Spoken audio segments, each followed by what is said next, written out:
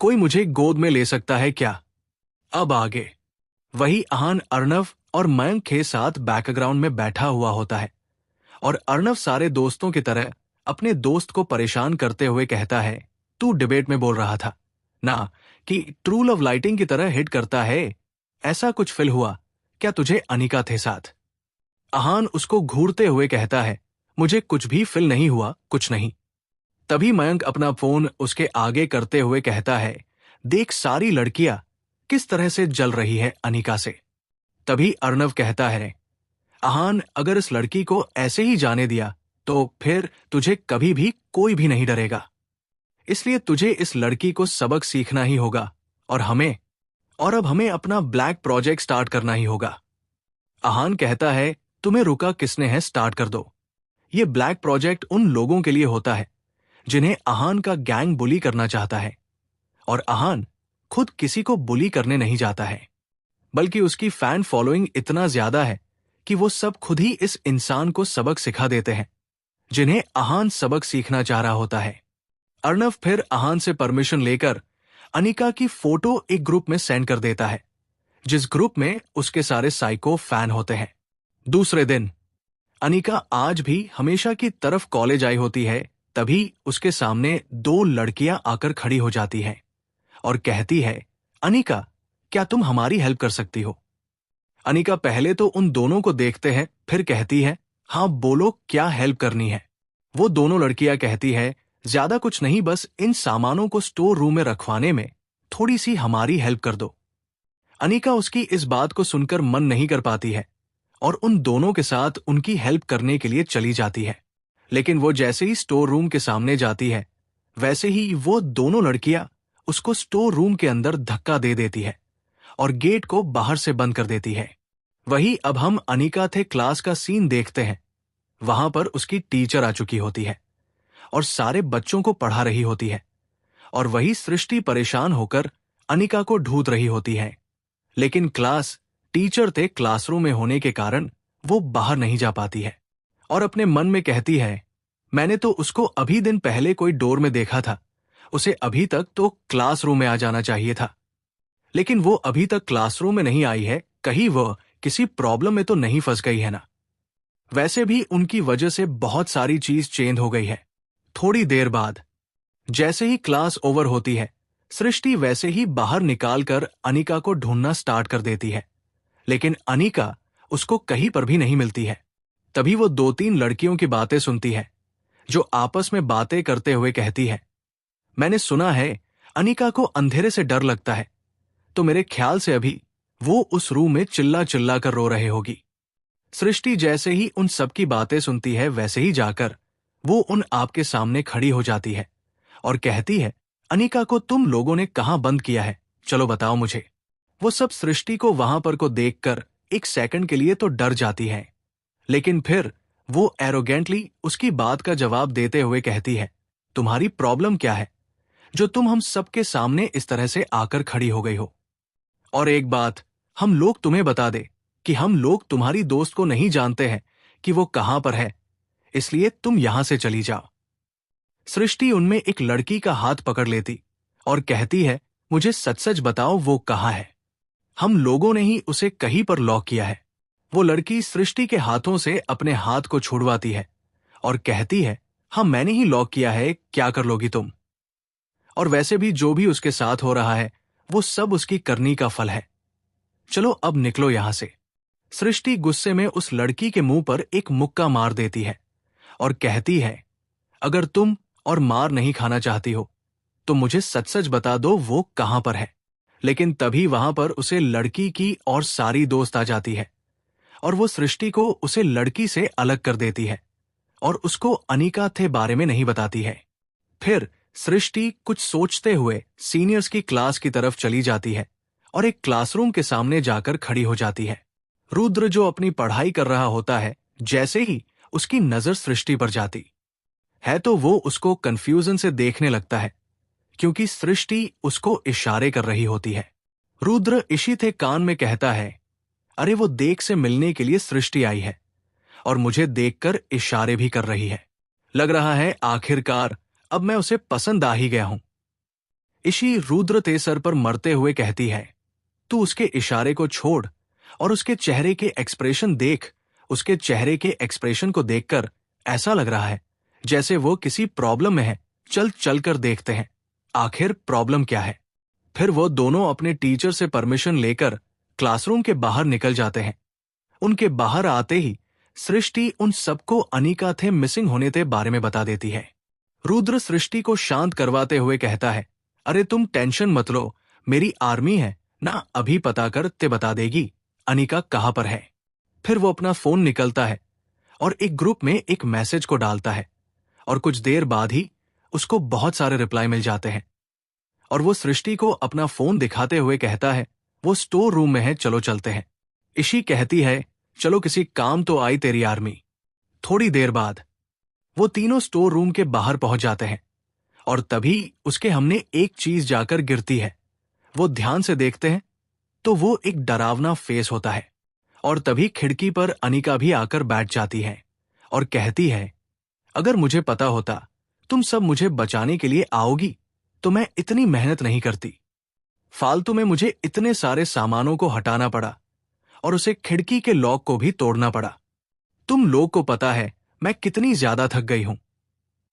अब चलो मुझे यहां से कोई गोद में उठाकर नीचे उतारो, क्योंकि मैं इतनी ऊंचाई से खुद नहीं सकती हूं। सृष्टि कहती है, हां मैं अभी उतरती हूं। इतना बोलकर वो अनिका की तरफ बढ़ने लगती है। तभी अनिका उसको हाथ दिखाकर रोक देती है और कहती है, अरे यार मुझे यहां से उतरना है, नीचे गिरना नहीं है, तेरे साथ यहां से। रुद्र कहता है, रुको मैं तुम्हें वहां से नीचे उतरता हूं। इतना बोलकर वो अनिका थे पास जाता है और अपने हाथ उसकी तरफ कर देता है और कहता है, जंप करो मैं तुम्हें पकड़ लूंगा। सृष्टि ईशी की तरफ देखती है और कहती है, पक्का वो पकड़ लेगे ना। ईशी अपने चेहरे पर अजीब से एक्सप्रेशन लिए हुए उसको देखने लगती है और कहती है, पूरे यकीन के साथ नहीं कर सकती, लेकिन वो संभाल ही लेगा। तुम्हें बॉयफ्रेंड बनाने से अच्छा है मैं कुत्ते से शादी कर लूं। अब आगे अनिका कहती है, देखो मैं यहां से कूद रही हूं, तुम्हें मुझे कुछ भी करके पकड़ना होगा। अगर तुमने मुझे गिराया ना तो मैं तुम्हारा खून कर दूंगी, भले खुद मुझे बाद में फांसी पर चढ़ाना पड़े। वो इतना बोलकर वहां से करने के लिए तैयार ही होती है कि तभी अचानक से कोई आता है और उसकी कमर से पकड़ के एकदम से नीचे उतार देता है। अनिका शॉक एक्सप्रेशन लिए हुए अपने सामने खड़े इंसान को देखते हैं और कहती है, तुम यहां पर, मतलब तुम्हें लकी हेल्प करने भी आती है बुली करने के अलावा। अहान उसकी बात सुनकर उसको घूरने लगता है और कहता है, मैंने तुम्हें वहां से इसलिए उतार दिया था कि तुम्हें फांसी पर न चढ़ाना पड़े, क्योंकि अगर तुम मर गई तो मैं अपना बदला किससे लूंगा। अनिका उसकी बात सुनकर अपना मुंह बना लेती है और कहती है, थैंक यू सो मच मुझे उतारने के लिए, और तुम टेंशन मत लो, मैं बदला लेने में कोई भी कसर नहीं छोड़ूंगी, ना ही मैं तुम्हें छोड़ूंगी। अहान वहां से जाते हुए कहता है, अपने शब्दों पर थोड़ा गौर करो, क्योंकि तुम्हारे शब्दों को सुनकर ऐसा लग रहा है जैसे मैं तुम्हारा बॉयफ्रेंड हूं और तुम मुझसे प्रॉमिस करती हो मुझे कभी ना छोड़ने का। अनिका उसकी बात सुनकर चिढ़ जाती है और कहती है, तुम्हें बॉयफ्रेंड बनाने से अच्छा मैं कुत्ते से शादी कर लूं। अहान कहता है, अरे मुझे पता है तुम उनके खानदान से बिलोंग करती हो, लेकिन ऐसे खुलेआम बोलना तुम्हें शोभा नहीं देता है। इतना बोलकर वो वहां से चला जाता है और वही अनिका उसके पीछे गुस्से से चिल्लाती रह जाती है और रुद्र को घूरते हुए कहती है, तुमने मुझे उतरा क्यों नहीं। रुद्र कहता है, मैं तुमसे पहले ही कहा था तुम जंप करो, तुम ही नहीं करी तो मैं क्या करूं। अनिका चिढ़ते हुए कहती है, हाँ हाँ सारी गलती मेरी ही है, जाओ तुम यहां से। वही दूसरी तरफ अहान एक पिलर के सहारे खड़ा हुआ होता है और प्लेग्राउंड में बैठी अनिका को देख रहा होता है और अपने मन में कहता है, इस लड़की ने मुझे चांटा मारा, उसके बाद भी मैंने इस लड़की की मदद क्यों की। तभी अर्णव सी पिलर के पीछे से निकलते हुए कहता है, क्योंकि तू रुद्र से जेलस हो गया था, बिल्कुल एक पजेसिव बॉयफ्रेंड की तरह, जैसे होता है ना फिल्मों में कि ये मेरी है, इसे मेरे अलावा और कोई हाथ नहीं लग सकता। बस तूने भी इस डायलॉग को सीरियसली ले लिया था और पहुंच गया था अनिका को वहां से उतरने के लिए, क्योंकि तेरे इस दिल को लगता है वो तेरी है, इसलिए उसे कोई और हाथ नहीं लग सकता। आहान उसके सर पर मरते हुए कहता है, अगर जिंदा रहना चाहते हो तो अपनी बकवास करना बंद करो। उसको इसलिए वहां से उतरा क्योंकि अगर वो वहां से गिर जाती तो कुछ चोट लग जाती, और फिर वो कॉलेज नहीं आती, और कॉलेज नहीं आती तो मैं उसको बुली कैसे करता। मयंक कहता है, तुझे सच में लग रहा है कि तू उसे बुली कर रहा है? क्योंकि आहान किसी को बुली करे उसके बाद भी वो इंसान कॉलेज में इतना फ्री होकर घूम सके, ऐसा कभी हुआ था क्या? मयंक ये बोलकर जैसे ही सामने देखता है तो उसको वहां आहान दिखाई नहीं देता है, तो वो अपने इधर उधर देखने लगता है और कहता है, अब ये कहां चला गया?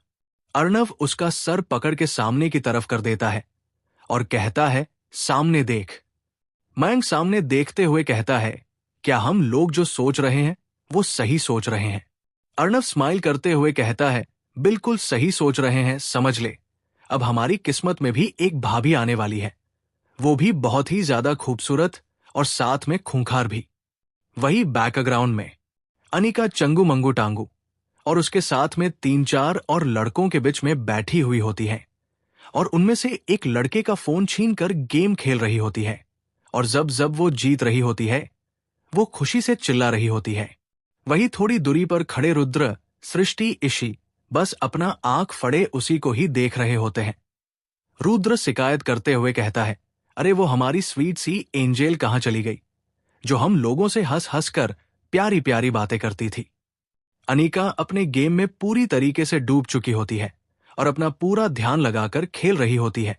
तभी उसके पीछे जाकर आहान खड़ा हो जाता है और उसके करीब झुक जाता है और उसके कान के पास जाकर कहता है, हे, क्या तुम सच में अनिका हो? आहान के ऐसे कान के पास आकर बोलने से पहले तो अनिका एकदम से डर जाती है और आहान पर चिल्लाते हुए कहती है, तुम मुझे हार्ट अटैक देकर मारना चाहते हो? मतलब ऐसी कौन भूतों की तरह जाकर पीछे खड़ा हो? आहान उसकी बात सुनकर घूरने लगता है। उसको ऐसी नजर को देखकर अनिका अजीब तरीके से स्माइल करने लगती है और कहती है, क्या इसे पता लग गया मैं अनिका नहीं हूं, बल्कि मैं अनिका के बॉडी में कोई और हूं? वैसे भी ये इस कॉलेज में सबसे ज्यादा एक वाला इंसान है कहीं, इसे सच में मेरी सच्चाई पता तो नहीं चल गई। लेकिन फिर वो अपने आप को नॉर्मल करते हुए कहती है, तुम्हारा मतलब क्या है और तुम्हें क्या लगता है? आहान कहता है, मैंने तुम्हारे बारे में जितना सुना है, तुम्हें ज्यादा लोगों से करना पसंद नहीं है, और नहीं तुम किसी के साथ बैठना पसंद करती हो, और तुम्हें इस तरह के गेम तो बिल्कुल भी पसंद नहीं है। अनिका उसकी बात सुनकर स्माइल करने लगती है और कहती है, वाओ, तुमने तो मेरे में सब कुछ पता है, कहीं तुम मुझे सीक्रेटली लाइक तो नहीं करते? और जैसे तुमने अभी बोला मुझे ये सब गेम पसंद नहीं है, तो क्या तुम मुझे बता सकते हो मुझे क्या क्या पसंद है और क्या क्या पसंद नहीं है? और फिर वो आहान के गले में अपना हाथ डाल देती है और उसके करीब होकर बैठ जाती है और कहती है, मुझे सब कुछ पसंद है, बस मैं अपनी स्किल छुपा कर रखती हूं। चलो आज मैं तुम्हें अपनी सारी स्किल दिखाती हूं। अनिका को अपने इतने करीब देखकर आहान का चेहरा लाल होने लगता है और वो अपने कंधों से तुम उसके हाथों को हटा देता है और कहता है, मेरे पास इतने भी फालतू के टाइम नहीं है कि मैं तुम्हारे पास बैठकर तुम्हारे इन फालतू स्किल्स को देखता रहूं। इस कहानी का अगला भाग यहां पढ़े। तुम मरकर उनके पेट में जाना चाहते हो या जिंदा? अब आगे। अनिका जैसे ही घर पहुंचती है वैसे ही उसको अपने गेट के सामने ऋषभ खड़ा दिखाई देता है। अनिका उसको देखते हुए अपने मन में कहती है, हे भगवान, कुछ तो रहम करो इस बच्चे पर। मतलब सारे गधों को एक साथ और एक दिन में भेजना जरूरी है। एक बेवकूफ से निपटा के आ रही हूं, दूसरा मेरे सामने खड़ा है, अब इससे कैसे बचूं बताओगे आप मुझे? वो अभी ये सब सोच ही रही होती है कि तभी ऋषभ उसके सामने आकर खड़ा हो जाता है। कहता है, कब तक यहां पर खड़े रहने का इरादा है? चलो अंदर चलकर बातें करते हैं। अनिका उसको देखकर एक जबरदस्ती की स्माइल करती है और कहती है, आप यहां कोई काम था? ऋषभ उसके बात सुनकर उसको घूरने लगता है और कहता है, पहली बात तो मुझे अब बोलना बंद करो क्योंकि हम दोनों दोस्त हैं, एंड सेकंड बात, मैं यहां पर अपने दोस्त से बात करने के लिए उसके साथ थोड़ा टाइम स्पेंड करना चाहता था। अनिका कहती है, अच्छा ऐसी बात है तो चलो चलते हैं। इतना बोलकर वो जैसे ही घर में घुसती है उसको वहां पर एक लड़की दिखाई देती है जिसकी उम्र यही 21-22 साल होगी। अनिका उस लड़की को घूरते हुए कहती है, अब ये कौन है और यहाँ पर क्या कर रही है? ऋषभ कहता है, अरे इसे मैं तुम्हारे लिए लेकर आया था ताकि ये घर का काम कर सके और तुम्हारी सारी जरूर का ख्याल रख सके। अनिका कहती है, अरे मेरे ऊपर इतनी मेहरबानी करने की कोई जरूरत नहीं है। तुम जब यहां से जाना इसको अपने साथ लेकर जाना है, क्योंकि मुझे एक और सरदर्द नहीं चाहिए। पता चल को ये भी अपने सर का गुणगान गाने के लिए बैठ गई। ऋषभ उसकी बात सुनकर स्माइल करने लगता है और कहता है, तुम टेंशन मत लो, ये ऐसा कुछ भी नहीं करेगी। ये ओबेरॉय फैमिली की मैड है और इन्हें रखने से पहले इनकी अच्छे से जांच पड़ताल होती है, उनके बिहेवियर से लेकर हर एक चीज की। इसलिए ये तुम्हें बिल्कुल भी परेशान नहीं करेगी, क्योंकि ये अगर कुछ भी करती है तो ओबेरॉय फैमिली इसकी पूरी जिंदगी नरक बना देगी। अनिका ऋषभ की बात सुनकर उसको घूर घूर कर देखने लगती है और कहती है, अब इतना भी ज्यादा बढ़ा चढ़ाकर बोलने की जरूरत नहीं है, यहां पर तुम बैठो, मैं थोड़ी देर में आता हूं। अनिका फिर अपने रूम में जाती है और बैग को वही सोफे पर पटक कर खुद बाथरूम में फ्रेश होने के लिए चली जाती है और फिर कुछ देर बाद कंफर्टेबल कपड़े पहनकर हॉल में आ जाती है। अनिका हॉल में आती है तो उसके सामने स्नैक्स के साथ साथ एक गिलास गर्म गर्म दूध रखा हुआ होता है और ऋषभ के लिए एक कप कॉफी। अनिका ऋषभ के कॉफी क्यों देखते हुए कहती है, क्या तुम इसको मेरे दूध के साथ एक्सचेंज करना चाहोगे? वो क्या है ना, मुझे ना आजकल दूध की स्मेल बहुत ही ज्यादा बेकार लगती है। ऋषभ बिना उसकी तरफ देखी फटाक से अपने कॉफी का कप उठा लेता है और कहता है, सॉरी, लेकिन तुम्हें पीने के लिए सिर्फ दूध ही मिल सकता है, काफी चाय भूल जाओ कुछ टाइम के लिए। फिर वो दोनों ऐसे ही कुछ देर बात करते हैं। फिर अनिका ऋषभ को चेस खेलने का ऑफर करती है। ऋषभ भी तैयार हो जाता है। उसके तैयार होते ही अनिका उसके सामने बैट लगाने का ऑप्शन रख देती है। ऋषभ को भी उसकी बात को माननी पड़ती है और फिर वो दोनों गेम खेलना स्टार्ट करते हैं। सबसे पहले बोलो 2000 की बैट लगते हैं, जिससे ऋषभ हार जाता है और फिर 4000 का होता है, फिर 10,000 का, ऐसे ही करते करते 30,000 तक पहुंच जाता है और हर बार अनिका ही जीत रही होती है। ऋषभ अनिका को घूरते हुए कहती है, तुम हर बार ऐसे जीत कैसे सकती हो? अनिका, जैसे जीतते हैं वैसे ही जीत रही हूं। ऋषभ, नहीं, ऐसा भी नहीं सकता कि मैं बार बार हार जाऊं। मैं कितनी बार इस गेम को खेला है और हर बार जीत भी हूं, फिर मैं तुमसे कैसे हार सकता हूं? तुम जरूर चीटिंग कर रही होगी। अनिका उस न्यू मैड को बुलाती है जिसका नाम खुशबू होता है। वो उसको वहीं पर खड़ा होकर देती है और कहती है, तुम यहीं पर खड़े हो और ध्यान से देखो मैं कैसे खेल रही हूं। इसको लग रहा है कि मैं चीटिंग कर रही हूं। और फिर इस बार 40,000 की वेट लगती है और अनिका इस बार भी जीत जाती है।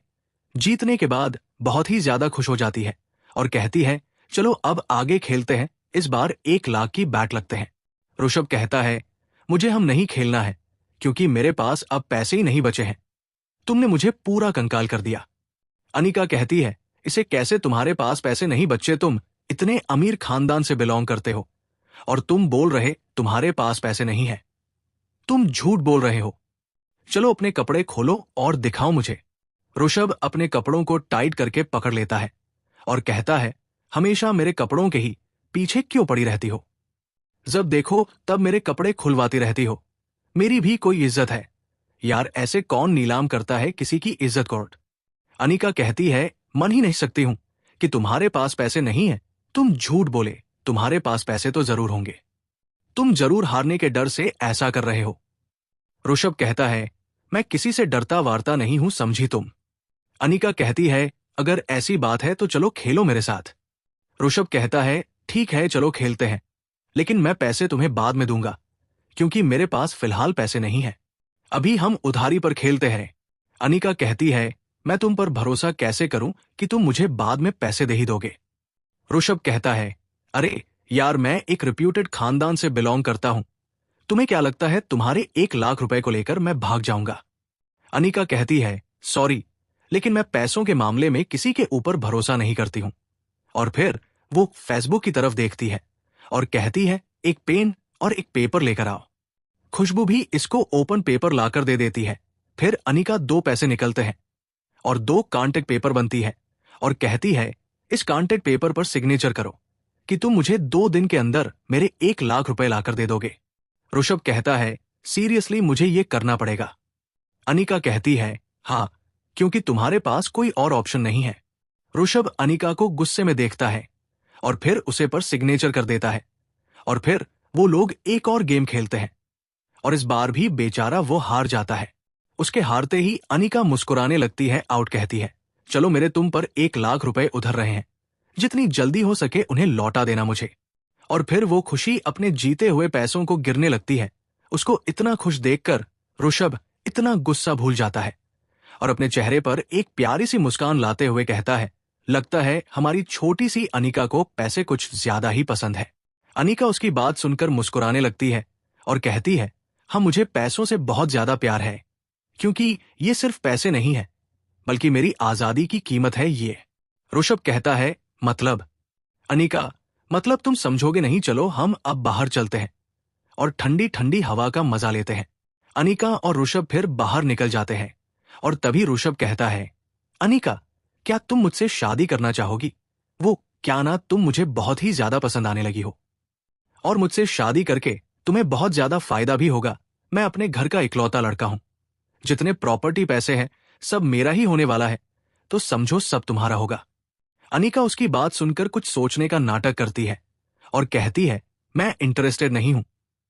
मानती हूं मुझे पैसों से प्यार है, लेकिन इतना भी नहीं कि मैं एक गधे से शादी कर लूं। ऋषभ कहता है, क्यों नहीं? तुम्हें पता है मेरे घर में बहुत ही विस्कायमती हीरे जावरात पत्थर और बहुत ही ज्यादा गोल्ड भी है, और मैंने सुना है लड़कियों को तो गोल्ड बहुत ज्यादा पसंद होता है। अनिका उसको गुस्से से देखती है और कहती है, तुम चाहते क्या हो आखिर? ये कि मैं तुम्हारे इस बॉडी टुकड़े टुकड़े करके किसी कुत्ते के आगे डाल दो, या फिर तुम्हें तुम्हारी कॉलर से पकड़ के उसे नदी में ले जाकर, ठीक हूं, जिसमें बहुत सारे क्रोकोडाइल रहते हैं, या फिर मैं जिंदा है जंगली जानवरों को खिला दो। ऋषभ उसकी सुनकर 2 कदम पीछे हट जाता है, कहता है, अरे मैं तो बस मजाक कर रहा था, तू सारी बातों को सीरियसली क्यों ले लेती हो? ये तो डेविल के खानदान से आती है। अब आगे। अनिका घूर कर ऋषभ को देखती है और कुछ ऐसे ही कुछ बोलने वाली होती है। वैसे ही उसकी नजर एक जगह पर पड़ती है और वो ऋषभ को एक साइड में धक्का देकर दौड़ते हुए उसे तरफ चली जाती है। ऋषभ जैसे तैसे खुद को संभालता है और जैसे ही वो अपने सामने देखता है वो चिल्लाने लगता है और कहती है, पागल लड़की, जल्दी से वहां से हटो, क्योंकि एक बड़ा सा टाइगर एकदम से जंप मार देता है अनिका के ऊपर। ये देखकर ऋषभ बहुत ही ज्यादा घबरा जाता है, लेकिन जब वो उन दोनों को ध्यान से देखता है तो वो टाइगर अनिका के ऊपर जाकर उसको चाट रहा होता है। ऋषभ अपनी बड़ी बड़ी आंखें करके उन दोनों को देखने लगता है, कहता है, क्या ये दोनों दूसरे को पहले से ही जानते हैं? लेकिन यूलिप तो कभी भी बाहर गया ही नहीं है, अकेले सिर्फ एक बार वो गलती से जंगल में ही छूट गया था। लेकिन अपने सारी बातों को इग्नोर करते हुए अनिका से कहता है, अनिका, उससे दूर हटो। लेकिन अनिका उसके सारी बातों को इग्नोर करते हुए एक बड़े से टाइगर के पास जाकर उसको गले से लगा लेती है और कहते हैं, हे, तुम यहां पर क्या कर रहे हो? ऋषभ जैसे ही उसकी बात सुनकता है वो चिल्लाते हुए कहती है, वो कोई डॉग नहीं है जो उसको जाकर गले से लग रही हो। जल्दी से हटो उसके पास से, नहीं तो वो तुम्हें जिंदा खा जाएगा। अनिका ऋषभ को एक इरिटेटिंग लुक देती है और कहती है, मुझे पता है बेवकूफ इंसान या डॉग नहीं है, ये टाइगर है और इसको हिंदी में बाघ बोलते हैं। ऋषभ कहता है, अगर इतना ही पता है तो तुम खुद जाकर अपनी मौत को गले क्यों लगा रही हो? अनिका घूरते हुए कहती है, तुम अपनी कौन सी आंख से देख रहे हो जो ये तुम्हें मेरी मौत लग रहा है? ध्यान से देखो, ये कितना क्यूट है, बिल्कुल एक कैट की तरह, बस इसका साइज थोड़ा सा उससे बड़ा है। ऋषभ जैसे ही अनिका की बात सुनता है वो उसको ऐसे देखने लगता है जैसे वह अपने सामने किसी खड़ी मॉन्स्टर को देख रहा हो, और फिर वो अपने मन में कहता है, ये यूलिप को तो ऐसे गले लग रही है जैसे वो उसका टेडी बेयर हो। और आज ये यूलिप को क्या हुआ है? वो किसी अदर पर्सन को अपने आप को टच कैसे करने दे रहा है? ये शिवाय के शिवाय और किसी के पास तो जाता नहीं है, लेकिन ये अनिका के साथ ऐसे चिपक रहा है जैसे वही रियल ऑनर हो। और ये अनिका आखिर कौन सी बला है? क्योंकि इस टाइगर को देखने के बाद मेरी पूरी हालत खराब हो जाती है और ये लड़की उसको आराम से गले लगाकर बैठी हुई है। लग रहा है शिवाय सही बोल रहा था, मैंने गलत इन्फॉर्मेशन निकली थी इसके बारे में। क्योंकि ये एंजेल तो कहीं से भी नहीं लगती है, ये तो डेविल के खानदान से बिलोंग करती है। वही अनीका यूलिप के साथ बैठी हुई होती है और उसके पीठ पर हाथ फेरते हुए कहती है, ओह, तो तुम यहां पर रहते हो? मुझे पता रहता तुम इस घर के हो तो मैं तुमसे पहले ही आकर मिल चुकी होती। लेकिन अब तो हम दोनों रोज मिलते रहेंगे, तुम्हें पता है तुम बहुत ही क्यूट हो। ऋषभ पीछे से कहता है, क्यूट का तो पता नहीं, लेकिन खतरनाक बहुत ज्यादा है, इसलिए मुझे लगता है तुम्हें उससे दूरी बनाकर लेनी चाहिए, नहीं तो क्या पता कब उसका दिमाग खराब हो और तुम्हारा ये नाजुक सा गला उसके पंजों में हो।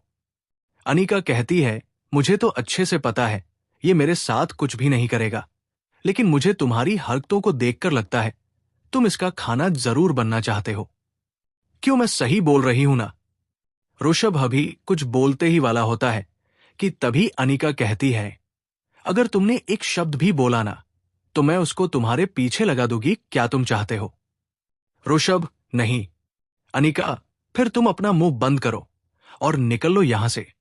ऋषभ यूलिप को घूर कर देखता है और कहता है, ये मुझे देखने के बाद तो ऐसे का रास्ता है जैसे मुझे अभी चीड़ फाड़ कर खा जाएगा, और इस लड़की से ऐसे गले मिल रहा है जैसे ये दोनों बिछड़े हुए प्रेमी हो जो कई जन्मों के बाद मिले हैं। उसकी आंखें तो देखो कैसे चमक रही है। फिर वो अपना फोन निकलता है और उन दोनों के साथ में एक फोटो ले लेता है और उसको शिवाय को एक मैसेज के साथ सेंड कर देता है। रात के समय अनीका यूलिप के ऊपर अपना कर रखे हुई होती है और उसके एक हाथ को अपने गले से लगाई हुई होती है और वो उसकी आंखें पूरी तरह से बंद होती है और वो इस तरह से उसकी गोद में सो रही होती है। शिवाय जैसे ही वो उस जगह पर पहुंचता है और इस नजारे को देखा है तो उसको बहुत ही तेज गुस्सा आता है और वो घूर कर ऋषभ को देखने लगता है जो एक साइड में खड़ा होकर आराम से अपना फोन चला रहा होता है। वो ऋषभ को गुस्से से देखते हुए कहता है, मैंने तुम्हें उसका ध्यान रखने के लिए बोला था, तुम यहां पर बैठकर अपना फोन चला रहे हो। ऋषभ उसकी बात का आराम से जवाब देते हुए कहता है, मैं यहां पर बैठकर फोन ना चलाऊं तो क्या करूं, जाकर उन लोगों के सामने खड़ा हो जाऊं ताकि वो दोनों मिलकर मेरी चटनी बना सके और मोमोज के साथ खा सके। अब तुम आ गए हो ना तो उन दोनों डेविल्स को संभालो, मैं तो चल अपना अपना काम करने के लिए। इतना बोलकर वो वहां से निकल लेता है।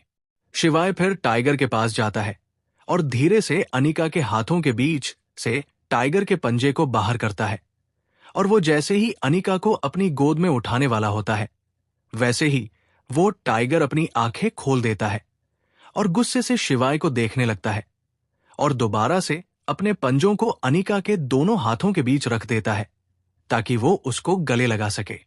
शिवाय घूर कर टाइगर को देखता है और कहता है, इससे दूर हटो, ये मेरी है और दोबारा इसके अगल बगल मुझे दिखाई भी मत देना, नहीं तो ले जाकर जंगल छोड़ आओगा।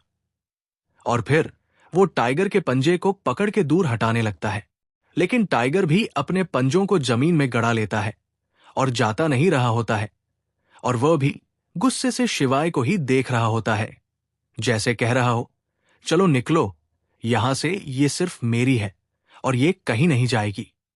और फिर वह दोनों ऐसे ही एक दूसरे को घूर घूर कर देखने लगते हैं, लेकिन तभी अनीका करवट लेकर शिवाय की तरफ घूम जाती है, जिससे चलते वो ऑटोमेटिक ही उसके बाहों में आ जाती है, क्योंकि शिवाय ने अपने दोनों हाथों को नीचे जमीन पर ही रखा हुआ होता है। अनीका के शिवाय के गोद में जाते ही यूलिप एक छोटे बच्चों की तरह अपना मुंह फुला कर नीचे कर लेता है और वही शिवाय के चेहरे पर एक डेविल स्मिल चाहती है। वो तुरंत उसको अपने गोद में अच्छे से ले लेता है और उठकर वहां से उसके कॉटेज की तरफ चल देता है और वही यूलिप भी अपनी जगह से खड़ा हो जाता है और धीरे धीरे उसके पीछे आने लगता है। मैं तो बेबी के मॉम के साथ सो रहा हूं।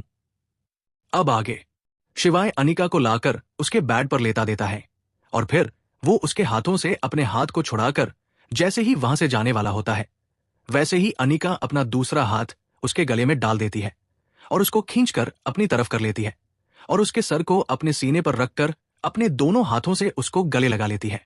शिवाय उसके ऐसा करने से एकदम हैरान हो जाता है और वो उसी पोजीशन में उसके सीने पर वैसे ही लेटा रहता है। लेकिन जब कुछ उसको अनिका की भरी सांस सुनाई देने लगती है तो वो वहां से उठकर जाने की कोशिश करता है और वो अनिका के हाथों को अपने गले से हटाने की कोशिश करता है। लेकिन तभी अनिका उसकी पूरी तरीके से अपनी तरफ खींच लेती है और अपने दोनों पैर भी उसके ऊपर डालकर उससे वह एक ऑक्टोपस की तरह चिपक जाती है और उसे छोड़ ही नहीं रही होती है। शिवाय फिर अपने आप को अच्छे से बेड पर एडजस्ट करता है और ध्यान से उसके दिल की धड़कनों को सुनने लगता है और फिर वो भी उसके साथ ही वहीं पर सो जाता है। नेक्स्ट मॉर्निंग अनिका धीरे से अपनी आंखें खोलता है और तभी उसको ऊपर अपने सीने पर कुछ भारी सा महसूस होता है और जब वो अपनी आंखें खोलकर देखती है तो वहां पर शिवाय का चेहरा होता है। अनिका शिवाय को ऐसे सोते हुए देखती है तो वो सब कुछ और वो उसके फेस में ही खो जाती है। शिवाय सोते टाइम बहुत ही ज्यादा क्यूट लग रहा था। अनिका शिवाय को देखते हुए कहती है, सच में एक कुछ ज्यादा ही हैंडसम है। और फिर वो अपने एक फिंगर से शिवाय के चिक्स को पोक करती है। शिवाय नींद में था, लेकिन जैसे ही उसको अपने चिक्स पर फिंगर महसूस होती है वो अपने बॉडी को थोड़ा सा मूव करता है और अपने दोनों हाथों से अनिका के कमर को पकड़ लेता है और वापस से सो जाता है। वही अनिका उसको मूव करते देखकर तुरंत अपने हाथ को पीछे कर लेती है और फिर अनिका ध्यान से पूरे रूम को देखते हैं और कहती है, मैं तो लेक पास बैठी थी, फिर मैं यहां पर, और वो भी इस इंसान के साथ क्यों सो रही हूं। और फिर शिवाय को गुस्से में देखती है और उसको शिवाय को देखकर इतना ज्यादा गुस्सा आता है कि वो शिवाय के बाम को देखती है और शिवाय को एक जोर की किक मरती है जिससे शिवाय बेड से नीचे गिर जाता है। शिवाय नीचे गिरते ही जोर से चिल्लाता है और कहता है, बेवकूफ लड़की, सुबह सुबह मुझे मार क्यों रही हो। अनिका कहती है, तुम पहले मुझे ये बताओ मेरे साथ मेरे बेड में क्या कर रहे हो। शिवाय अनिका को देखता है और कहता है, एक हस्बैंड अपनी वाइफ के साथ बेड में क्या करता है। अनिका कहती है, मैं तुम्हें कितनी बार बताऊं मैं तुम्हारी वाइफ नहीं हूं। शिवाय कहता है, तुम्हारे बोलने से थोड़ी कुछ होता है, वैसे तुम मेरे बेबी की मां तो हो ना, और मैं बस अपने बेबी के मॉम के साथ थोड़ा सा टाइम स्पेंड कर रहा था, तुम्हें कोई प्रॉब्लम है इससे।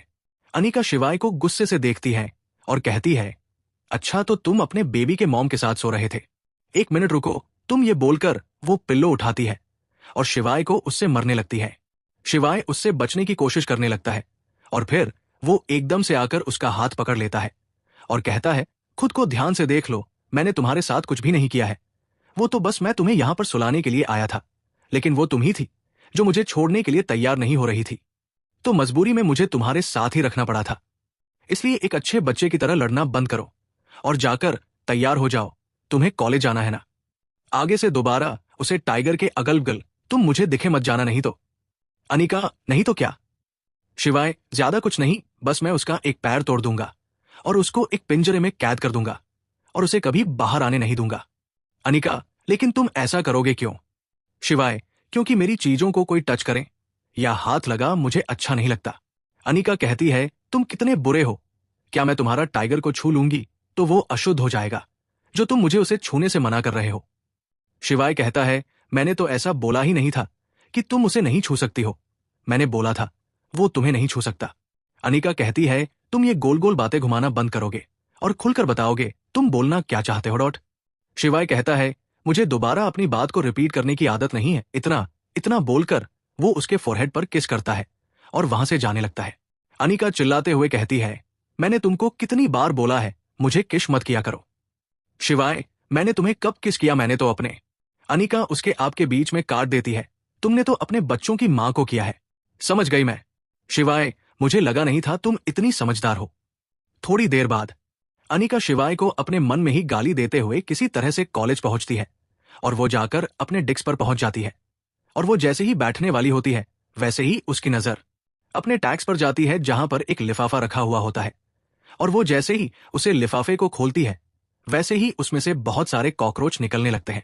सारे लोग अनिका के चिल्लाने का इंतजार कर रहे होते हैं, लेकिन अनिका एक एक करके उन सारे कॉकरोच को उनके पंखों से पकड़ लेती है और सबके सामने जाकर खड़ी हो जाती है, रहती है, मुझे सच सच बताओ, इससे यहां पर किसने लाकर रखा है। अगर तुम लोगों ने सही से ही मेरी बात का जवाब नहीं दिया तो एक एक करके इन सारे कॉकरोच को मैं तुम सबके ऊपर छोड़ दूंगी। तो अब शायद तुम लोगों को करना है कि इसकी सजा सिर्फ उसे इंसान को मिले जिसने ये कांड किया है, या फिर तुम सब इसके सजा पाना चाहते हो। लेकिन अनिका की बात का कोई भी कुछ भी जवाब नहीं देता है, जिसे देखकर अनिका को बहुत तेज गुस्सा आता है और वो गुस्से से क्लासरूम से बाहर निकल जाती है और कहती है, तुम सबके चुप रहने की सजा अब तुम्हारे सरदार को मिलेगी। थोड़ी देर बाद आहान, अर्णव, मयंक तीनों अपने क्लासरूम में मौजूद होते हैं। आहान तो आराम पत रहा होता है, तो वही वह दोनों अपने फोन में लगे हुए होते हैं। तभी अनिका उसके क्लासरूम में इंटर करती है और वो सारे कॉकरोच एकदम से ले जाकर उनके डेस्क के ऊपर रख देती है, जिसे देखते ही अर्णव चिल्लाता हुआ टेबल पर जाकर खड़ा हो जाता है और मयंक तो सीधा जाकर एक लड़की के गोद में ही चढ़ जाता है और आहान गुस्से से अनिका को देख रहा होता है और फिर वो अपनी जगह से खड़ा होता है और अनिका के सामने आ जाता है। कहता है, ये क्या बदतमीजी है, क्या तुम मेरे हाथों से मारना चाहती हो?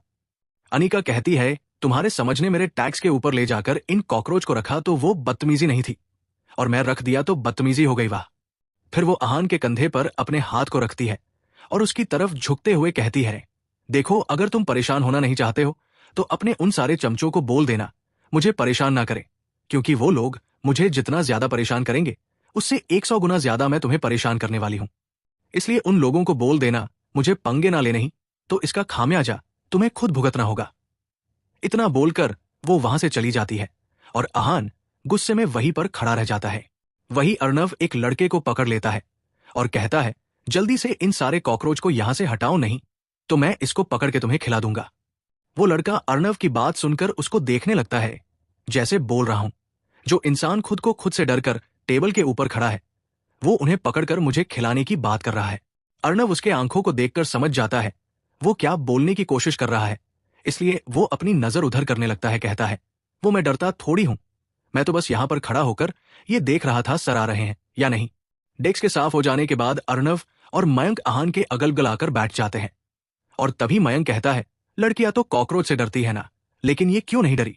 आहान मयंक की बात सुनकर उसकी गुस्से से देखने लगता है और कहता है, यानी ये तुम्हारी हरकत थी? मयंक कहता है, नहीं नहीं, मैंने ये बिल्कुल नहीं किया, मुझे तो कॉकरोच से डर लगता है, तो मैं उन्हें पकड़ कैसे सकता हूं? वो हम लोगों ने ग्रुप में अनिका की पिक डाली थी ना, पिछले शायद कॉलेज के लोगों उसके पीछे पड़े हैं। आहान मयंक की बात सुनकर स्माइल करता है, कहता है, पिक डालने से क्या होगा, एक मैसेज भी टाइप करके भेज दो, क्योंकि अब लड़की को उसकी सही जगह दिखाना चाहता हूं। इसको ही तो पता चल मुझसे पंगे लेने का अंजाम क्या होता है। मेरी तरफ से आप सब के लिए एक छोटी सी शायरी। हम आप सबको अपना जहां मानते हैं, आप सबका हर एक कहां मानते हैं, आप सब क्या हो हमारे लिए, ये बस हम जानते हैं। आप सबको बहुत सारा थैंक यू इतने प्यारे प्यारे कमेंट्स करने के लिए। आहान बेबी मम्मा आपके लिए चॉकलेट लाएगा। अब आगे बास्केटबॉल के प्लेग्राउंड में अनिका खड़ी होती है और उसके हाथ में बास्केटबॉल होता है। तभी आहान उसके पास जाता है और कहता है, बास्केटबॉल मुझे दो। लेकिन अनिका नहीं देती है और कहती है, तुम तो मुझे ऐसे देख रहे हो जैसे तुम मुझे फिर से उसे दिन की तरह किस करना चाहते हो। आहान कहता है, तुम सच में चाहती हो कि मैं तुम्हें सच में किस करो? अनिका कहती है, अगर तुमने मुझे फिर से किस किया तो मैं तुम्हारी गर्लफ्रेंड बन जाऊंगी। आहान कहता है, बट मैं तुम्हें लाइक नहीं करता हूं। अनिका कहती है, तुम मुझे लाइक भी करोगे और लव भी करोगे। आहान, लेकिन वो तुम ही थी जो बोल रही थी कि मेरे पास हार्ट नहीं है। अनिका, ठीक है, अब मैं ही बोल रही तुम्हारे पास हार्ट है। आहान फिर अनिका को उसकी कमर से पकड़ के अपने करीब करता है और कहता है, व्हाट अबाउट यू, क्या तुम भी मुझे लव करोगी?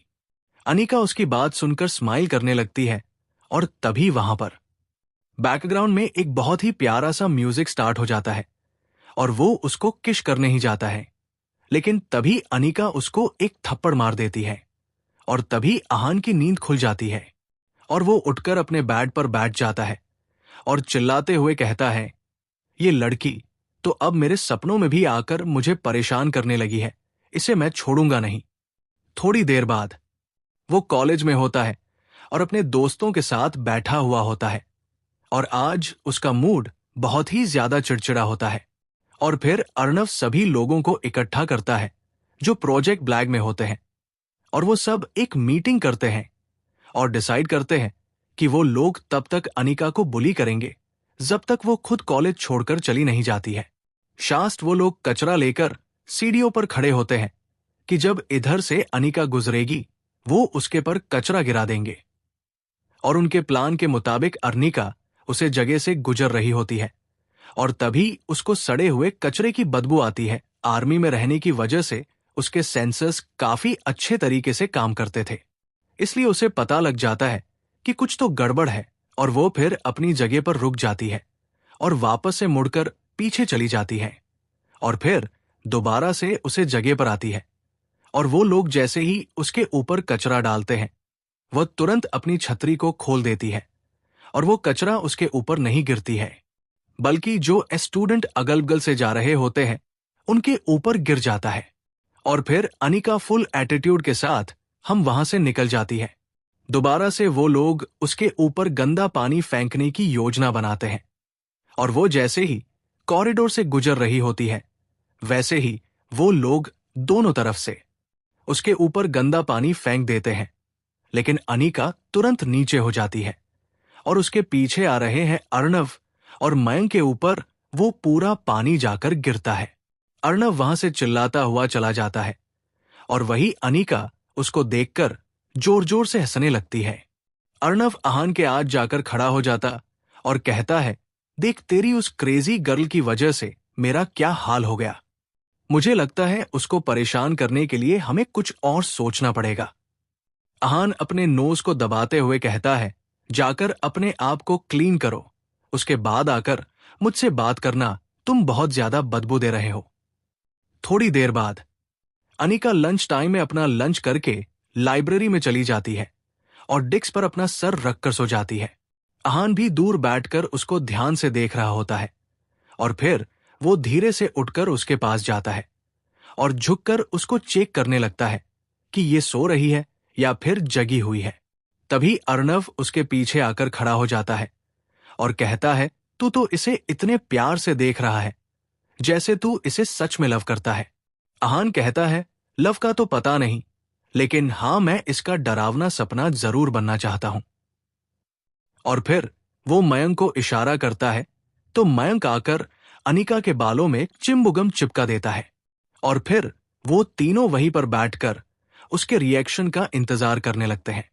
थोड़ी देर बाद अनिका की नींद खुलती है और वो बहुत ही प्यार से अपने आंखों को मसल लगती है और कहती है, ये प्रेग्नेंट होने के साइड इफेक्ट कुछ ज्यादा ही डेंजर है। मतलब हर वक्त मुझे ऐसी नींद आती है जैसे मैं 7 जन्मों से सोई नहीं हूं। अगर ऐसे चलता तो मेरा तो बंटाधार हो जाएगा। लग रहा है मुझे डॉक्टर से बात करनी पड़ेगी। वो लोग उससे थोड़ी दूर बैठे होते हैं, जिसकी वजह से उन लोगों की उसकी बातें तो सुनाई नहीं देती है, लेकिन उसके चेहरे के बनते बिगड़ते एक्सप्रेशन को अच्छे से देख पा रहे होते हैं। अनिका फिर अपने बालों में से रबड़ निकालकर जैसे ही अपने बालों को सही करने वाली होती है, वैसे ही उसको कुछ फील होता है और जब देखती है तो उसके बाल पर च्युइंगम चिपका हुआ होता है। अनिका अपनी नजरें घूमकर अगल बगल देखी है, तभी उसकी नजर उन तीनों पर पड़ती है और वो उन तीनों को देखते ही समझ आती है ये काम उन तीनों में से ही किसी एक का है। फिर वो लाइब्रेरियन के पास जाती है और उससे सीजर मांगती है और उन तीनों के सामने ही उस सीजर से अपना हेयर कट कर देती है। वो तीनों जब उसको अपने हेयर को कट करते हुए देखते हैं तो तीनों शॉक हो जाते हैं, क्योंकि अनिक के ऊपर तो उन लोगों के फ्रेंक का कोई भी असर नहीं पड़ा होता है। अनिका फिर उन सबको गुस्से से देखती है और फिर वो उन तीनों के पास जाती है और कहती है, प्यारे बच्चों देखो, तुम लोग अच्छे बच्चे बन के रहो तो मम्मा तुम लोगों को चॉकलेट लाकर देगी नहीं, तो अगर तुम लोगों ने बदमाशी की मां तो मामा को गुस्सा आ जाएगा और फिर मम्मा तुम लोगों को पनिशमेंट देगी। क्या तुम लोग चाहते हो तुम्हारी ये प्यारी सी मम्मा तुम लोगों को पनिशमेंट दे? आहान उसकी बात सुनकर बहुत ही ज्यादा गुस्से में आ जाता है और वो जैसे ही कुछ बोलने वाला होता है, वैसे ही अर्निका अपनी उंगली ले जाकर उसके लिप्स पर रख देती है और कहती है, बेबी ये लाइब्रेरी है, यहां पर ऊंची आवाज में बात नहीं करते। कल मम्मा कॉलेज आते टाइम तुम्हारे लिए चॉकलेट लेकर आएगी, इसलिए अब तुम बैठकर पढ़ाई करो। इतना बोलकर वहां से निकल जाती है आहान को हैरान परेशान छोड़कर। आहान उसको जाते हुए देखकर अपने मन में कहता है, क्या ये लड़की इस धरती पर मुझे परेशान करने के लिए पैदा हुई है? जिंदा है। अब आगे अनिका आज जल्दी ही कॉलेज के लिए निकल जाती है। वो कॉलेज नाज कर सबसे पहले उसे जंगल के अंदर जाती है, जहां पर उसका हिडन स्पेस होता है। वो एक घने झाड़ियों के बीच में जाती है और वो फिर एक झाड़ी को हटाती है तो उसको वहां पर एक डोर दिखाई देता है, जिसे खोलकर वो अंदर चली जाती है और वहां से एक क्रिस्टल निकलती है जो मैरून कलर में होता है। वो उस क्रिस्टल को लेकर ब्लैक मार्केट में चली जाती है। वहां पर उसको एक आदमी मिलता है और वो अपने सामने किसी कॉलेज स्टूडेंट को देखता है, तो वो अनिका को वहां से लौट जाने के लिए बोलता है। अनिका उस आदमी के आंखों में देखती है और कहती है, ब्लैक मार्केट है, यहां पर कोई भी आकर कुछ भी बेच सकता है और आप लोग अपने रूल्स के हिसाब से उनको उनकी आइडेंटिटी के हिसाब से जज नहीं करेंगे। मैं यहां पर बेचने आई हूं और आप खरीदने, तो क्या फर्क पड़ता है मैं कौन हूं, क्या हूं, कैसी हूं। अनिका ने अपने चेहरे को मास्क से ढका हुआ होता है और अपने सर पर एक केप लगाई होती है, जिसके उसका फेस किसी को दिखाई नहीं दे रहा होता है। वो आदमी अनिका की बात सुनकर स्माइल करने लगता है और कहता है, लगता है तुम्हें कुछ ज्यादा ही पता है इस मार्केट के बारे में। फिर वो आदमी अनिका को एक सीक्रेट डोर से अंदर ले जाता है और वो इंसान के साथ नीचे ग्राउंड एरिया में चली जाती है। ग्राउंड एरिया में बहुत बड़ी जगह होती है। वो एक छोटे से शहर की तरह लग रहा होता है। वहां पर दुकान ही दुकान दिखाई दे रही होती है और सिर्फ बिस्कीनती चीजें। अनिका फिर उस आदमी के साथ एक शॉप में जाती है और अपने पास से एक छोटा सा क्रिस्टल निकलती है। शॉप वाला जैसे ही उसे क्रिस्टल को देखता है, उसकी आंखें एकदम से चमक जाती है और वो तुरंत उसको उठा लेता है और उसको देखने लगता है। फिर वो अपने एक खास आदमी को बुलाता है, बोलता है, इसे चेक करो और बताओ क्या मैं जो सोच रहा हूं, क्या ये वही चीज है। वो आदमी भी उस क्रिस्टल को देखकर हैरान हो जाता है, लेकिन फिर वो तुरंत रिएक्ट करता है और उसको चेक करता है। चेक करने के बाद वो और भी ज्यादा शॉक हो जाता है और कहता है, ये तो पेनाइट है। मुझे तो विश्वास ही नहीं हो रहा है, मैं इस दुर्लभ क्रिस्टल को अपनी आंखों के सामने देख रहा हूं।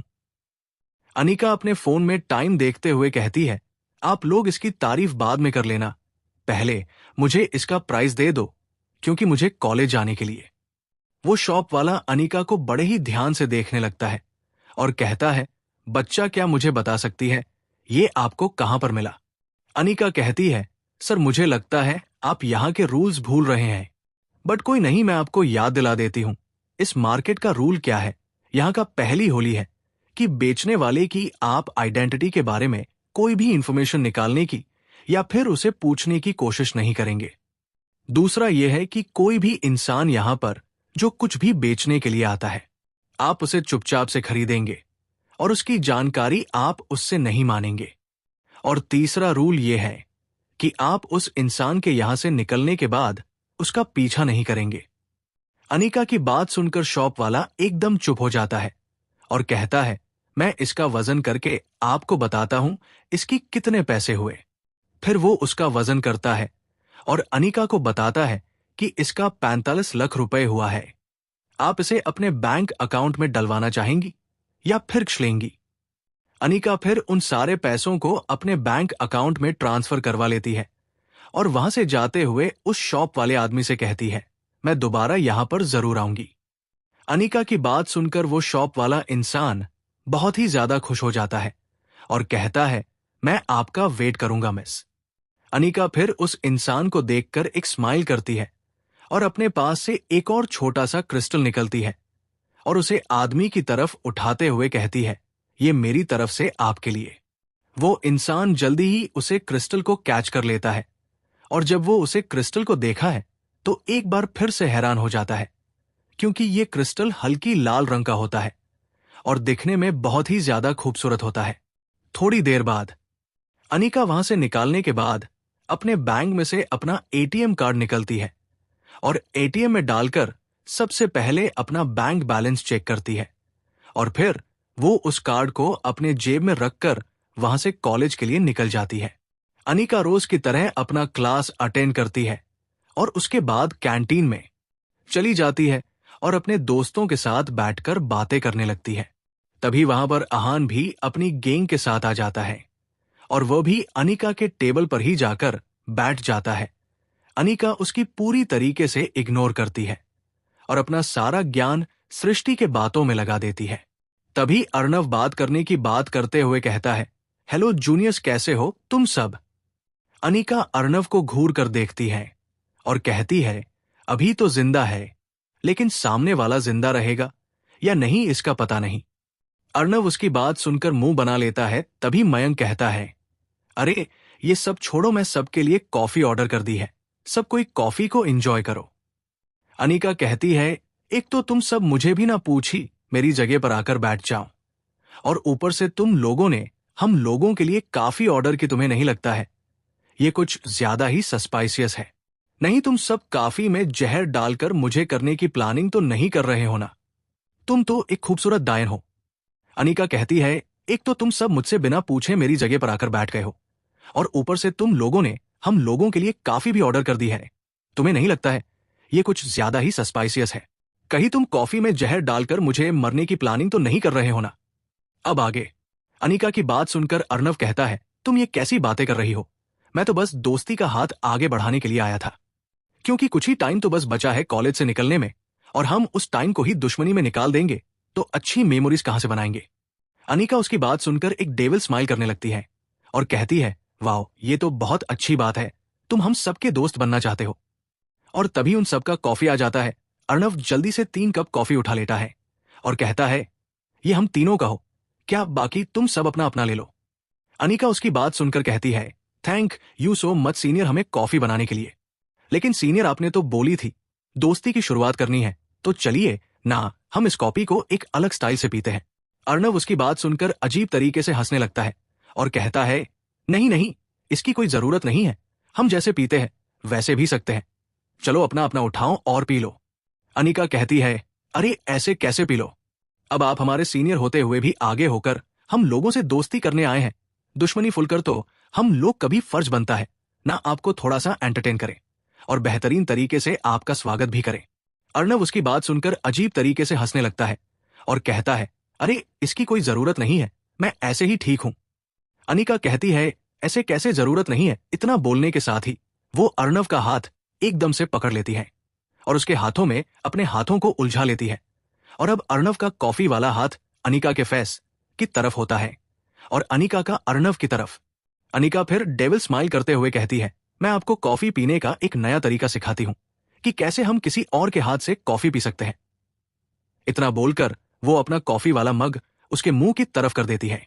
अर्णव उस कॉफी को देखते हुए अजीब तरीके से मुंह बनाने लगता है और अपने मन में कहता है, क्या इसे पता चल गया कि मैं इस कॉफी में पेट खराब करने वाली दवाई मिलाई थी, इसलिए ये जानबूझकर ये काफी मुझे पिलाना चाहती है। हे भगवान, इस सुंदर दिखने वाली डायन से मुझे बचा लो, नहीं तो आज ये बच्चों की जान लेकर मानेगी, कोई तो बचा लो मुझे। ये सोचते हुए वो सामने टेबल पर बैठे आहान की तरफ देखने लगता है, जो उसे ही दया भारी नजरों से देख रहा होता है, जैसे कह रहा हो, पिलो अगर तुम आज मर भी जाते हो तो भी हम तुम्हारे इस बलिदान को याद रखेंगे।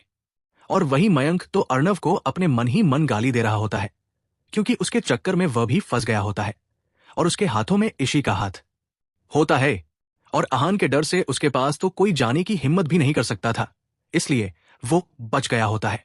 अर्णव एक एक नजर अपने दोस्तों की तरफ देखता है और फिर अपनी आंखें बंद करके चुपचाप से उसे काफी को अनिका के हाथ से पीने लगता है और अपना कॉफी उसको पिलाने लगता है। और फिर जैसे ही कॉफी खत्म होता है, वैसे ही वो दोनों अपना पेट दबाकर वहां से भागने लगते हैं और उनको भागता हुआ देखकर अनिका जोर जोर से हंसने लगती है।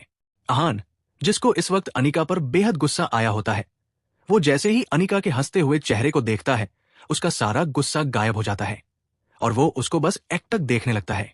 वही अर्णव और मयंक की पूरी हालत खराब हो गई होती है, उनका टाइम इधर उधर झूल रहा होता है, उनके शर्ट के बटन खुल गए होते हैं और उसकी हालात इस वक्त रोड पर चल रहे भिखारी की तरह लग रही होती है। थोड़ी देर बाद अर्णव और मयंक आहान के दोनों साइड बैठे हुए होते हैं और उनका सर उसके कंधे पर होता है। अर्णव कहता है, हाय, वो लड़की बहुत खतरनाक है, मुझे नहीं पता था उसके इतने खूबसूरत चेहरे के पीछे एक भयंकर डायन रहती है, मतलब उसे लड़की ने मेरा क्या हाल कर दिया। अब तो मैं गलती से भी उस पंगे नहीं लूंगा, मैं अब एक शरीफ आदमी बनकर शराफत से उसका दोस्त बनकर रहूंगा ताकि मैं उसके टॉर्चर से बच सकूं। मुझे तो लगा था हम लोग उसको बुली कर रहे हैं, लेकिन उल्टा वो इतने दिनों से हम लोगों को बुली कर रही थी। खूबसूरत लड़कियां इतनी खतरनाक होती है, मुझे तो पता ही नहीं था। आज के बाद मैं कभी भी किसी भी सुंदर लड़की के पीछे नहीं जाऊंगा। तभी आहान अर्णव और मयंक को धक्का देते हुए कहता है, अगर तुम लोगों का ड्रामा बंद हो गए हो तो जाकर अच्छे से खुद को क्लीन करो, क्योंकि तुम दोनों के अंदर से बहुत ही गंदी बदबू आ रही है। अर्णव उसकी बात सुनकर जैसे ही खुद को स्मेल करता है, उसकी एक चीख निकल जाती है और वो अपना मुंह दबाकर बाथरूम की तरफ वोमिटिंग करने के लिए भाग जाता है। थोड़ी देर बाद अनिका और सृष्टि कॉरिडोर से गुजर रहे होते हैं। तभी सृष्टि को एक बॉल लाकर हिट कर जाती है, जिससे सृष्टि वहीं पर गिर जाती है और उसकी चोट लग जाता है। अनिका सबसे पहले जाकर उसको उठाती है और फिर उस बाल को अपने हाथ में ले लेती है और अपने चारों तरफ देखने लगती है। तभी वहां पर दो लड़के आ जाते हैं और कहते हैं, हे लिटिल गर्ल, हमें हमारा बॉल पास करो। अनिका उस बॉल को अपने हाथ में पकड़ लेती है और गुस्से से उन दोनों लड़कों को देखती है और कहती है, नहीं, मैं ये बॉल तुम दोनों को नहीं दूंगी। और क्या तुम दोनों अंधे हो, या तुम दोनों को दिखाई नहीं देता, या फिर तुम दोनों ने जानबूझकर इस बॉल से मेरी दोस्त को हिट किया है? और अगर किया है तो तुम लोगों को नहीं लगता कि तुम्हें इसको सॉरी बोलना चाहिए? वो दोनों लड़के कहते हैं, हम माफी क्यों मांगे जब हम लोगों ने जानबूझकर ये किया ही नहीं है तो। अनिका कहती है, अगर तुम दोनों को अपना बॉल चाहिए तो सबसे पहले तुम्हें माफी मांगनी पड़ेगी, नहीं तो मैं तुम्हें ये बॉल नहीं देने वाली हूं। वो ये सब बोल ही रही होती है कि तभी वहां पर एक लड़का आ जाता है और वो उन दोनों लड़कों की तरफ देखते हुए कहता है, तुम लोग अभी तक यहां पर क्यों खड़े हो, बॉल लेकर क्यों नहीं आए? वो दोनों लड़के कहते हैं, हम तो आ रहे थे, लेकिन ये लड़की हमें हमारा बॉल दे ही नहीं रही है। वो लड़का अनिका की तरफ देखने लगता है और कहता है, जैसा कि मैंने सोचा था, लड़कियां हमेशा ही ट्रबल क्रिएट करती है। लेकिन अनिका उस लड़की को और उसे लड़के की बातों को पूरी तरीके से इग्नोर करती है और उसे बॉल के साथ खेलने लगती है। तभी वो लड़का चिल्लाते हुए कहता है, तुम मुझे इग्नोर कैसे कर सकती हो? अनिका उस लड़के को देखते हैं और कहती है, गोरिल्ला, तुम्हारा यहां पर क्या काम है? क्या तुम्हें कुछ चाहिए? अब वो लड़का अपने लिए गोरिल्ला नाम सुनकर गुस्से में आ जाता है और चिल्लाते हुए कहता है, तुम्हारी हिम्मत भी कैसे मुझे इस नाम से बुलाने की? और अब तुम्हारे पास सिर्फ 3 सेकंड है, 3 सेकंड के अंदर तुम ये बॉल मुझे दे दो, और अगर तुमने 3 सेकंड के अंदर ये बॉल मुझे नहीं दिया तो। इतना बोलकर वो आगे बढ़ने लगता है और आगे कहता है, अगर तुम्हें मेरी बात नहीं मानी तो मैं तुम्हें एक अच्छा सा सबक सिखाऊंगा। अनिका उस लड़की को ऊपर से नीचे तक देखी है और कहती है, चलो ये सब छोड़ो, सबसे पहले तो तुम मुझे ये बताओ, क्या तुम्हारा नाम सच में गोरिल्ला है? वो लड़का अनिका की बात सुनकर रोने लगता है और कहता है, मैंने तुम सबसे कितनी बार बोला है ना, मुझे इस नाम से मन बुलाया करो, मुझे बहुत ही ज्यादा गंदा लगता है जब कोई मुझे इस नाम से बुलाता है तो। अनिका उसकी बात सुनकर जोर जोर से हंसने लगती है। उसको हंसता हुआ देखकर वो लड़का और ज्यादा गुस्से में आ जाता है, कहता है, लगता है मुझे तुम्हें सबक सिखाना ही पड़ेगा। अनिका उसकी बात सुनकर एकदम से हंसना बंद कर देती है और उसको गुस्से में घूर कर देखने लगती है और कहती है, अब तो ये वक्त बताएगा कौन किसको सबक सिखाता है। हे गोरिल्ला, तुम मेरे अगेंस्ट एक गेम खेलो, अगर मैं हार जाऊंगी तो तुम जो बोलोगे वो मैं करूंगी, और अगर तुम हार जाओगे तो तुम्हें घुटनों के बल बैठकर माफी मांगनी पड़ेगी मुझसे। थोड़ी देर बाद अनिका और वो तीनों लड़के फुटबॉल बैकग्राउंड में खड़े हुए होते हैं। एक साइड पर अकेले अनिका होती है तो वो तीनों लड़के एक टीम में होते हैं और उनका वो फुटबॉल मैच स्टार्ट हो जाता है और अनिका बहुत ही स्टाइल में बॉल को बास्केट में डाल रही होती है। उसको इतने अच्छे तरीके से फुटबॉल खेलता हुआ देखकर सारे लोग बहुत ही ज्यादा खुश हो जाते हैं और वहां पर कुछ ही देर में भीड़ लग जाती है और उस भीड़ में आहान और उसके दोस्त के साथ साथ अनिका के दोस्त भी मौजूद होते हैं। अनिका फुटबॉल को नाचाते हुए कहती है, ये गोरिल्ला, बताओ तुम किस रूल के साथ इस गेम को खेलना चाहोगे? वो लड़का कहता है, ये 1 बाय 1 मैच होगा, जो 5 मिनट के अंदर 6 गोल्स कर लेगा वही विनर होगा। लेकिन तुम एक लड़की हो तो मैं तुम्हारे लिए इस गेम को थोड़ा सा इजी कर देता हूं। तुम 5 मिनट के अंदर अगर एक गोल भी कर लेती हो तो तुम जीत जाओगी। साइको सिन्हा ओबेरॉय। वो लड़का कहता है, ये 1 बाय 1 मैच होगा, जो 5 मिनट के अंदर 6 गोल्स कर लेगा वही विनर होगा। लेकिन तुम एक लड़की हो तो मैं तुम्हारे लिए इस गेम को थोड़ा सा इजी कर देता हूं। तुम 5 मिनट के अंदर अगर एक गोल भी कर लेती हो तो तुम जीत जाओगी। अब आगे अनिका उस लड़के को घूरते भी कहती है, तुम मुझे खुद से कम मत समझो, और इसी के साथ गेम स्टार्ट हो जाता है और अनिका 3 मिनट के अंदर सक्सेसफुली 6 गोल कर लेती है और दूसरा पार्टी सिर्फ 2 गोल ही कर पाया होता है। अनिका के जीतने पर बहुत सारे लोग आकर उसको घेर कर खड़े हो जाते हैं और सब उसकी तारीफ करते हुए कहते हैं, अनिका, तुम तो काफी ज्यादा अच्छी हो। अपना टैलेंट छुपाने में हमें तो पता ही नहीं था। तुम्हारे अंदर ये भी टैलेंट है। अनिका उन सब की बात सुनकर मुस्कुराने लगती है और कहती है, अभी तो मैंने अपनी फुल स्ट्रेंथ यूज ही नहीं की थी। अगर मैंने अपना फुल स्ट्रेंथ यूज किया होता तो मैं ये गाने कुछ सेकंड के अंदर ही जीत गई होती। अभी मेरी करंट हाइट भी काफी कम है, इसलिए भी मुझे इस गेम को जीतने में थोड़ा टाइम लगा। अनिका की बात सुनकर सब उसको कंजूरिंग नजरों से देखने लगते हैं कि इसका मतलब क्या है कि करंट हाइट इसकी काम है, मतलब क्या ये बड़ी होकर फिर से छोटी हो गई है। वो सारे लोग अपनी सोच में घूम ही होते हैं कि तभी वो लड़का अनिका के पास आ जाता है और तभी अनिका कहती है, ये गोरिल्ला क्या इतना काफी नहीं है जो तुम मेरे पास आ रहे हो? वैसे मैं तुम्हें पहले ही बता दूं, मैं तुम्हारे साथ और खेलने नहीं चाहती हूं। वो लड़का कहता है, हाँ बिल्कुल, मैं अपनी हार मानता हूं। तुम बहुत ही ज्यादा स्किलफुल हो और स्किलफुल लोगों को तो एक साथ ही होना चाहिए और मेरे ख्याल से हम और तुम एक परफेक्ट मैच होंगे। वो ये सब उसकी तरफ एक फूल करते हुए कह रहा होता है और साथ में शर्मा भी रहा होता है। अनिका जैसे ही उसकी बात सुनती है उसका पूरा चेहरा काला पड़ जाता है और वो उससे भागने लगती है और कहती है, अब ये कौन सी बला मेरे पीछे पड़ गई है। और वो भागते भागते कॉलेज के गार्डन एरिया की तरफ आ जाती है और वो वहां पर जाकर चुप जाती है और वही वो लड़का उसको ढूंढते हुए कहता है, अनिका बेबी, तुम कहां पर हो? तुम कहां चली गई? अनिका उस लड़के की बातें सुनकर इरिटेट हो रही होती है और अपने मन में कहती है, अगर मैं प्रेग्नेंट नहीं होती ना तो अभी तक तो मैं तेरा गेम बजा डाली होती। वो उससे चुप ही रही होती है कि तभी पीछे से कोई आकर उसके कंधे पर हाथ रख देता है, जिससे अनिका डर कर तुरंत पीछे हो जाती है और वो जैसे ही आहान को वहां पर देखती है वो उसको गुस्से से देखने लगती है और कहती है, तुम हमेशा मेरे सामने एक भूत की तरह प्रकट क्यों हो जाते हो? आहान उसकी बातों को इग्नोर करते हुए कहता है, तुम यहां पर चुप क्यों रही हो? इतना अच्छा प्रपोजल मिला है, तुम्हें तो एक्सेप्ट कर लेना चाहिए। अनिका उसकी बात सुनकर उसको घूरने लगती है और कहती है, अरे यार, तुम्हें पहले बताना था ना कि तुम्हें वो गोरिल्ला पसंद है, तुम उसे अपना हस्बैंड बनाना चाहते हो। वैसे मुझे पता नहीं था तुम जैसा हैंडसम लड़का गे भी हो सकता है। आहान को अनिका की बात सुनकर इतना ज्यादा गुस्सा आता है कि इसका पूरा चेहरा काला पड़ जाता है और वो गुस्से से कहता है, तुम। वो भी इतना बोला ही हुआ होता है कि तभी अनिका उसके हाथ से पानी का बोतल छीन लेती है और पानी को पीने लगते हैं और पानी पी लेने के बाद कहती है, हाँ अब मेरी जान में जान आई इस पानी को पीकर। आहान तो उसकी किसी भी बात को नहीं सुन रहा होता, उसका सारा ध्यान तो उसके चेहरे की तरफ होता है क्योंकि वो पानी पीते हुए बहुत ही ज्यादा क्यूट लग रही होती है और उसके चेहरे पर उसके बाल आ रहे होते हैं।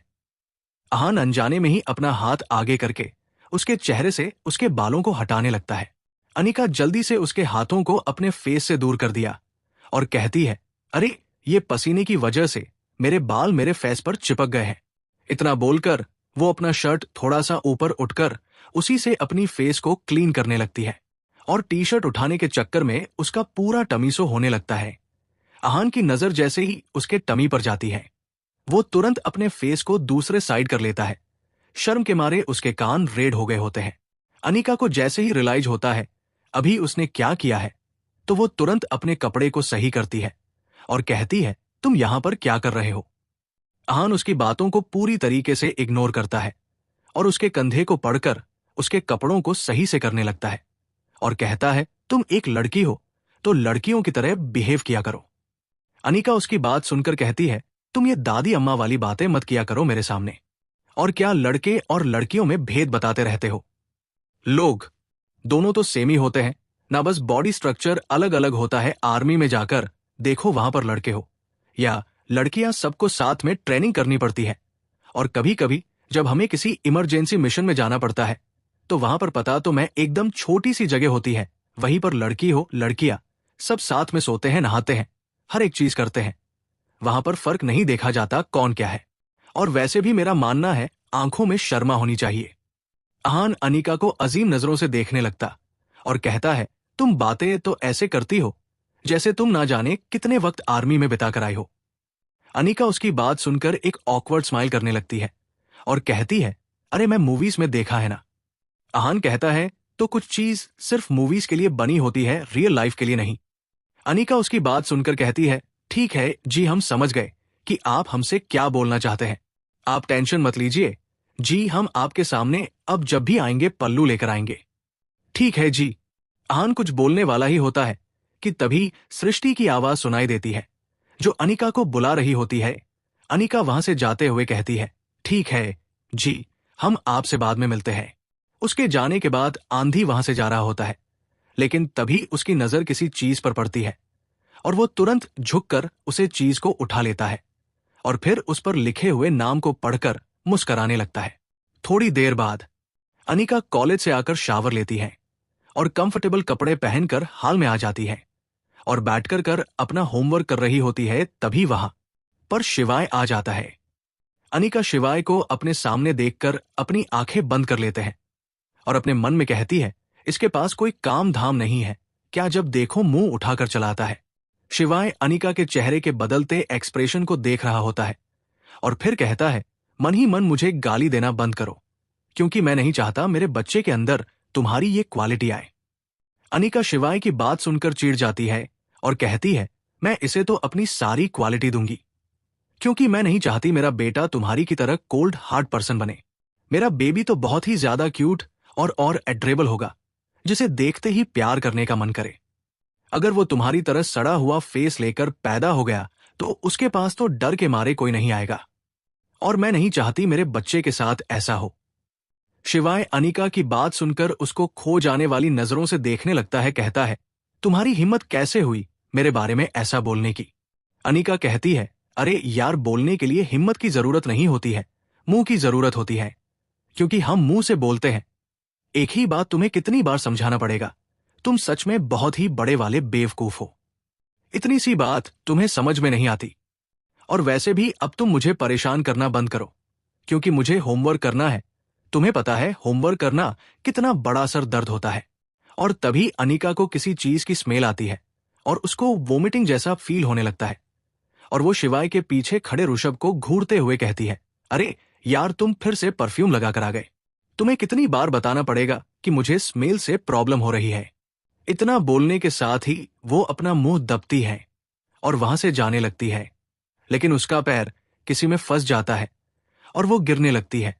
और तभी शिवाय उसको पकड़ लेता है और अनिका उसके ऊपर ही वोमिटिंग कर देती है और उससे दूर होते हुए कहती है, देखो, तुम मेरे ऊपर चिल्ला नहीं सकते हो, गलती मेरी नहीं तुम्हारे बच्चे की, और थोड़ी बहुत तुम्हारे इस बेवकूफ दोस्त की भी। शिवाय अनिका को कुछ बोलते ही वाला होता है कि अनिका उसका हाथ पकड़ती है और कहती है, देखो, तुम पहले खुद को क्लीन कर लो, उसके बाद मेरे ऊपर चिल्ला लेना।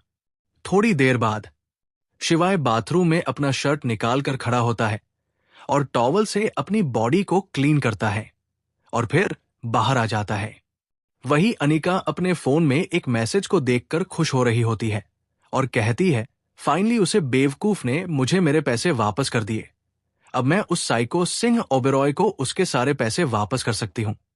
अनिका ये सब बोलते हुए अपने रूम में आ रही होती है और वो जैसे ही रूम में जाती है रे, वैसे ही उसकी नजर शिवाय पर पड़ती है, जिसे देखकर वो जोर से चिल्लाने लगती है। शिवाय अपने कानों पर हाथ रखकर उसके पास जाता है और फिर अपना एक हाथ आगे बढ़ाकर उसके मुंह पर रख देता है और कहता है, तुम पागलों की तरह चिल्ला क्यों रही हो बताओगी? और तुम कौन से पैसों की बात कर रही थी? अनिका शिवाय को इशारा करती है उसका हाथ हटाने के लिए। शिवाय जैसे ही अपना हाथ हटाता है, अनिका सबसे पहले अपने आंखों को अपने हाथों से ढक लेती है। फिर कहती है, पहली बात, तुम इस तरह बिना कपड़ों के रूम में कैसे घूम सकते हो? और दूसरी बात, तुम्हारी हिम्मत कैसे हुई मेरा मुंह दबाने की? अगर सांस ना ले पाने की वजह से मैं मर जाती तो? शिवाय भी अनिका के टोन में ही जवाब देते हुए कहता है, पहली बात, ये मेरा घर है तो रूम भी मेरा हुआ, और दूसरी बात, मैं बिना कपड़ों का भी घूमूं तो तुम्हें कोई प्रॉब्लम नहीं होना चाहिए, क्योंकि तुम तो ऑलरेडी मुझे बिना कपड़ों चुकी हो।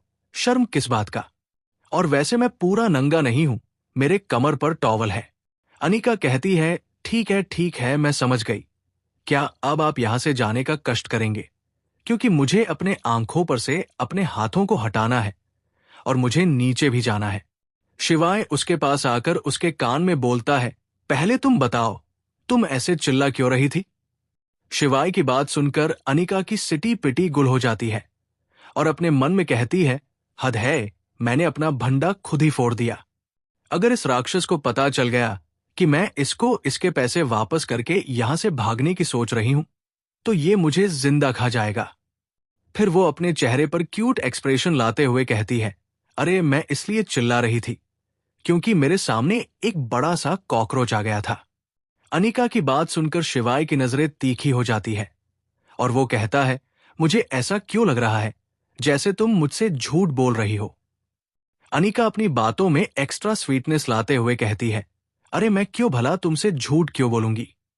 वैसे ये सब छोड़ो, तुम सबसे पहले ये बताओ, मैं तो तुम्हें दूसरा बाथरूम यूज करने के लिए बोला था, तो तुम मेरे बाथरूम में क्या कर रहे? और चलिए मानती हूं, ये घर तुम्हारा है, इसलिए ये रूम भी तुम्हारा हुआ, लेकिन फिलहाल इस रूम में मैं रहती हूं तो ये मेरा हुआ। और जब तुम्हें पता है ये रूम मेरा है, उसके बाद ही तुम मेरे रूम में बिना कपड़ों के घूम रहे हैं। तुमको शर्म नहीं आती एक परारी औरत के सामने ऐसे खड़े होने में? शिवाय अनिका की बात सुनकर एकदम से उसके हाथ को पकड़ के अपनी तरफ खींच लेता है और उसके आंखों में देखकर भी कहता है, तुम मेरे होने वाले बच्चे की मां हो। एक तरह से देखा जाए तो तुम मेरी वाइफ हुई।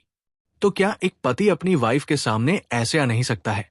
वैसे एक पति अपनी वाइफ के सामने ऐसे आने के साथ साथ बहुत कुछ कर ही सकता है। क्या तुम ट्राई करना चाहोगी?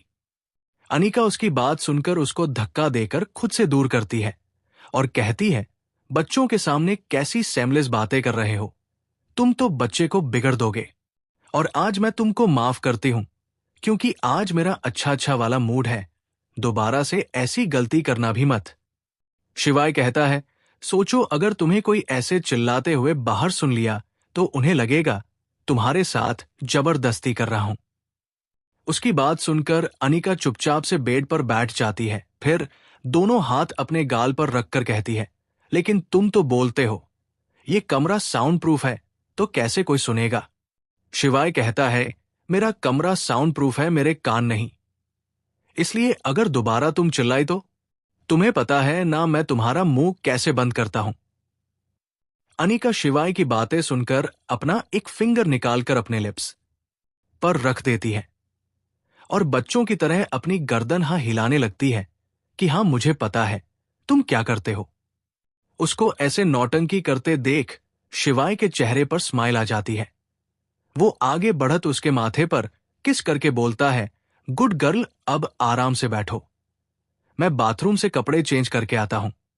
दरअसल यहां अक्सर शिवाय रहने आता था, इसलिए यहां के वार्डरोब में उसकी बहुत सारे कपड़े रखे हुए होते हैं। अनिका के यहां आने के बाद भी शिवाय ने उन कपड़ों को नहीं हटाया होता है, बल्कि वो अपना हीरोइन उसको रहने के लिए दे दिया होता है और ये चीज अनिका को पता नहीं होती है।